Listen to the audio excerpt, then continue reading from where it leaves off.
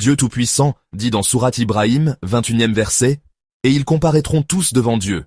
Alors les faibles diront à ceux qui s'enflèrent d'orgueil, « Nous étions bien vos suiveurs. Pouvez-vous donc nous être de quelque utilité contre le châtiment de Dieu ?» Ils diront, « Si Dieu nous avait guidés, nous vous aurions certainement guidés. Il est égal pour nous de nous plaindre ou d'endurer. Nous n'avons pas d'échappatoire. » Ce noble verset résume brièvement la scène argumentative du jour du jugement, où les suiveurs découvrent la fausseté des promesses de leurs leaders mondains qui ont rejeté le message divin et lutté contre les croyants, et leur demandent une part de soutien. Les orgueilleux déclarent alors leur incapacité totale à repousser le châtiment de Dieu. Le sens de ce verset peut être étudié selon les 3 dimensions suivantes.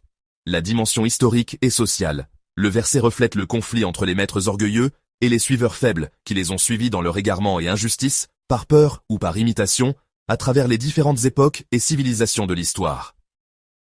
L'histoire ancienne et contemporaine confirme que les alliances basées sur les intérêts mondains et le mensonge se désavouent mutuellement lors de la première confrontation réelle ou de la chute du système.